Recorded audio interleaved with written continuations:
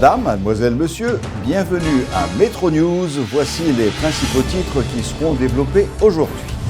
Le président de la République, Jovenel Moïse, est de retour au pays ce jeudi après avoir participé à la 28e réunion intersessionnelle de la conférence des chefs d'État et de gouvernement de la CARICOM qui s'est tenue à Georgetown, Guyana.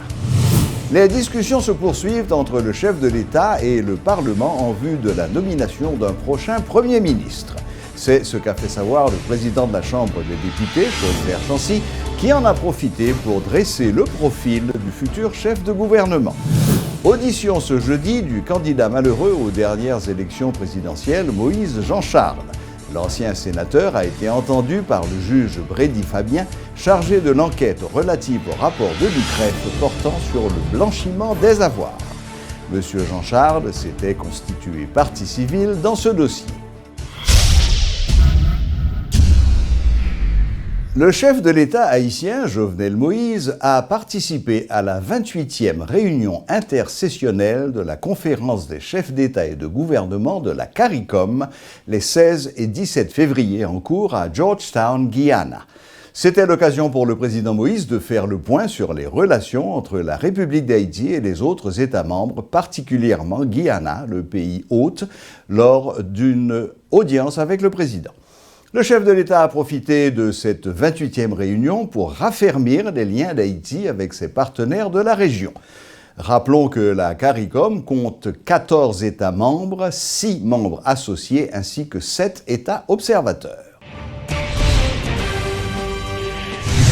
Le prochain Premier ministre devrait avoir de l'ancrage au Parlement et une forte capacité de dialogue avec les différentes tendances politiques qui le composent. C'est, entre autres, les critères cités par le président de la Chambre des députés qui réagissait aux questions des journalistes ce jeudi sur la nomination du prochain chef de gouvernement. Selon Cholzer Chancy, il revient au président Jovenel Moïse de savoir si la nomination du Premier ministre est une urgence ou pas. Le parlementaire, dont le nom figure sur la liste des premiers ministrables, a annoncé que les discussions se poursuivent entre le chef de l'État et le Parlement. Étant donné que nous pouvons arrêter son décision, donc je ne peux pas dire exactement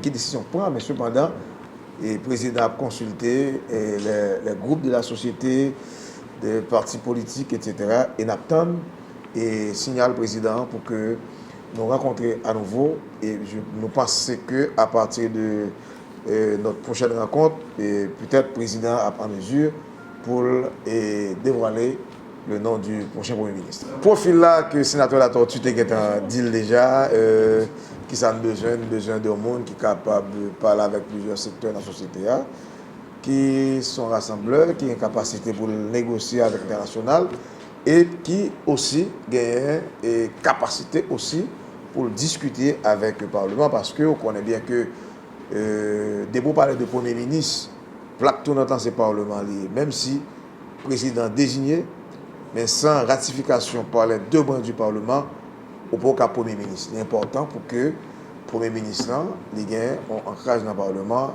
Je ne veux pas dire qu'il faut que les parlementaires, mais il faut qu'il ait un ancrage dans le Parlement pour qu'il soit capable, qu'il ait une capacité pour discuter, pour convaincre les parlementaires sur ça qu'il peut faire pour le pays, ça qu'il peut faire pour la circonscription. D'ailleurs, il y a une demande que les députés ont toujours fait, les sénateurs, c'est le département, c'est la circonscription, pour nous garder qui sont capables de faire d'ici 4-5 ans, pour nous capable de l'autre pays, pour qu'on puisse gagner, pour nous gagner petit monde à l'école, pour nous gagner, pas dire pour nous autosuffisants à 100%, mais au moins il faut que nous soyons capables, dans une bonne partie, répondre à besoin pour que nous manger dans le pays et pour nous faire moins de monde aller au Chili, au Brésil, pour que la jeunesse là soit capable de rester dans le pays pour joindre appui pouvoir central de la gouvernement. L'urgence, c'est le président qui a l'urgence, parce que nous-mêmes dans le niveau Parlement, le job ne va pas commencer une fois que désignation officielle.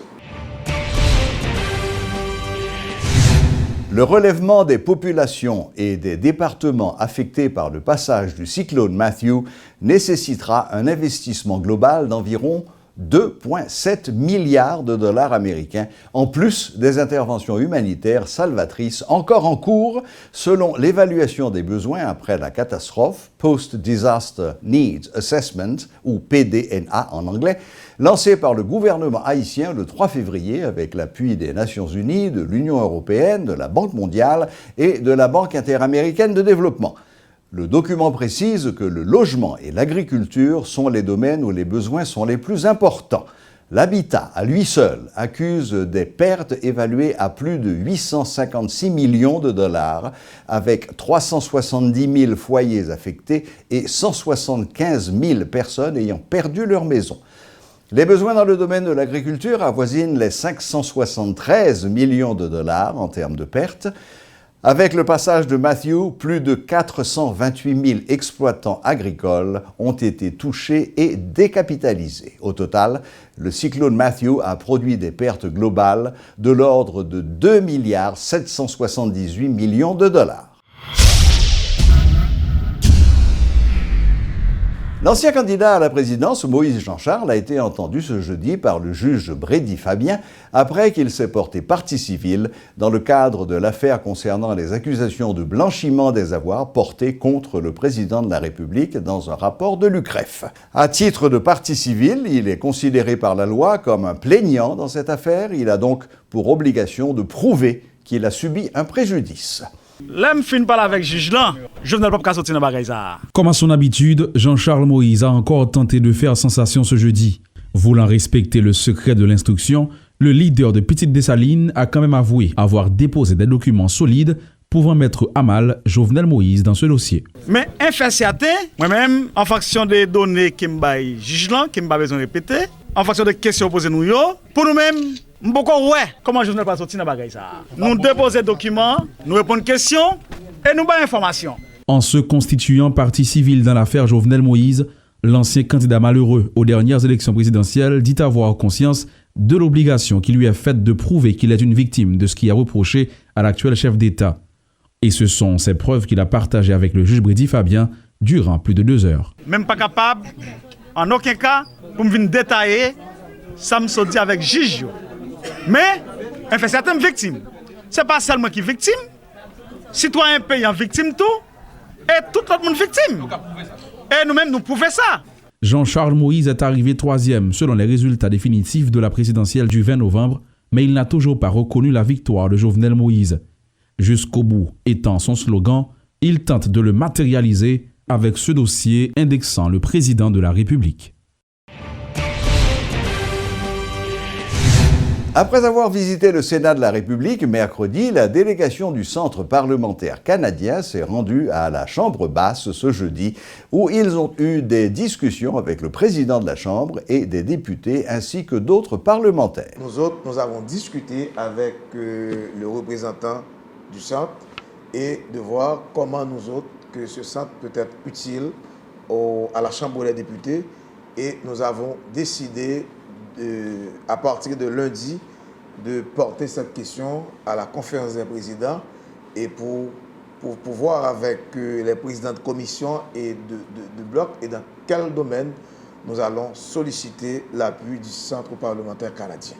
Et c'était justement, on a parlé aussi de l'expérience du Canada avec le gouvernement haïtien, et justement ça n'a pas fait de grands débats, mais surtout nous avons parlé surtout de la coopération entre le Centre parlementaire canadien et le Parlement haïtien, particulièrement la Chambre des députés. Et je crois que le Centre parlementaire a une tradition, une habitude d'écouter les besoins qui vont être traduits par une forme de lettre de correspondance de la part de la Chambre des députés. Donc c'est à la Chambre des députés de décider quels sont exactement les domaines qu'ils aimeraient renforcer. Et je pense que on le saura prochainement. Et je crois que lorsqu'on aura des choses à vous annoncer précises sur un accord, etc., on ira dans plus de détails. Mais il y a une procédure à suivre, c'est-à-dire qu'il y a une demande. Ensuite, il faut que cette demande soit accepté et approuvé par le gouvernement du Canada. Nous sommes très heureux de savoir que l'ambassadrice Paula Caldwell du Canada ici en Haïti est très au courant de ce que Haïti vit, des expériences d'Haïti, politiques et économiques. Et je pense qu'elle sera une très bonne avocate pour les chambres, les deux chambres, c'est-à-dire le Sénat et la Chambre des députés. Des employés de l'unité de dialyse de l'hôpital de l'Université d'État d'Haïti ont observé ce jeudi un arrêt de travail afin de protester contre la rupture de stock de matériel nécessaire à la dialyse. Le personnel invite les autorités à assumer leurs responsabilités. En réaction, des malades qui souffrent d'insuffisance rénale ont rencontré la presse ce jeudi pour lancer un cri d'alarme. Tout le monde qui vient faire dialyse, je tourne la caillou. Parce que pas de matériel pour nous faire dialyse. L'État qu'on voit matériel, les salles $400, mon yo qu'on joindre l'argent pour faire dialyse. Dans moment là, me dit si n'a coûté là n'a pas acheté tout bail pour nous faire dialyse, ça a coûté $1,500. Faut que nous fassions 2 fois par semaine. Jodi à nous relé en moi, nous senti nous pas capable encore mes amis parce que n'a fait dialyse pour juste temps de mourir. L'aime fait paraître dans dialyse, nous joindre 34 moun, nous deux là n'a combattre dans dialyse là. L'autre vinn joindre nous tout a souffrir parfois gen moun yo décidé vivre maladie oui, mais malheureusement yo pas gen fond. Yo obligé mourir. Gen moun qui vinn là yo dit les autant de prix dialyse yo dit ba mal mourir en deux parce que yo pas capable vrai. Après les en mois nous pas capable encore dire un mot pour nous dans dialyse là s'il vous plaît voyez machine pour nous, voyez matériel pour nous. Demande aux autorités président, sénateur, député à étranger, moun qui gen don pour faire zèv avec pour faire zèv à dialyse là parce que si ne pas dialyser n'a mourir kounya la mes amis demande autorité mes amis aidez-nous nous pas capable encore même aider moun sida yo même aider moun sida yo aidez-nous tous nos mes amis nous demande autorité à étranger aidez-nous pour nous capable pour nous faire des jours toujours parce que nous ca vivre depuis dialyser nous ca vivre mais si ne pas dialyser nous pas vivre. Dans le culturel, le carnaval national de Jacmel se tiendra ce week-end. 6 groupes musicaux sont d'ores et déjà attendus alors que la tradition des rois et des reines de carnaval sera préservée. Le thème retenu cette année est « Jacmel en allée ». Notons que le lundi 27 février, à partir de midi, les mardis 28 février et mercredi 1er mars, dans leur intégralité, sont déclarés fériés à l'occasion du Carnaval national 2017, selon un arrêté publié dans le journal officiel Le Moniteur hier mercredi. À cette occasion, les services publics, les écoles, le commerce et l'industrie chômeront. Rappelons que cette année, le Carnaval national se déroulera au Cail sur le thème « Nap dansé, nap construit ». Les citoyens de la capitale expriment leur inquiétude face au contenu des textes de certaines meringues carnavalesques de ces dernières années. Interrogés par Radio-Télé Métropole ce jeudi, des résidents de la capitale ont dénoncé la passivité des autorités par rapport aux différents propos obscènes véhiculés par des musiciens dans la plupart des meringues. Entre longtemps et pour le moment, ce débat est différent. C'est ça que fait choisir des débats différents. On a fait des bêtises qui sont sorties, et bien peut-être à longtemps pas de gain là pour le moment actuel. Ça veut dire que les gens ne viennent pas respecter les gens encore. Je pense que si vous civilisez, vous faites un carnaval pour les gens entendre, bon, il y a des propos pas supposés répéter. Ça veut dire qu'il y a ça vous dit, il y a ça vous pas dit. Tout bagage est traditionnel pour retourner envers eux. Si c'est promotion ça l'a fait, oui, au carnaval. Mais si le carnaval, côté que c'est artistes qui jouent avec artistes, ensemble de bêtises, non. Groupe même qui besoin de faire plus hit, yo profiter aller dans ligne sans de faire musique. Déborder ça. Même si le groupe de convertir en tant qu'instructeur et pas jeunesse là qui va faire musique drôle pour eux, au contraire c'est eux même qui t'a supposé faire de musique pour instruire jeunesse là de préférence. Mais la loi moi c'est la loi qui pour dire un mot, qui pour passer main, sur appareil là. C'est lui qui pour passer sur appareil là parce que nous sommes dirigeants. Les dirigeants pour gérer nous pas faire nous. Carnaval longtemps, carnaval là tout le monde respecte le monde. Quand je dis jeunes, on n'allait pas respecter, nous disons pas de bagarre sur le monde. Nous avons besoin d'agents citoyens, des personnes responsables, justement pour remédier à cette situation. Voilà, la boucle est bouclée. Merci de votre fidélité et à la prochaine, même heure, même chaîne.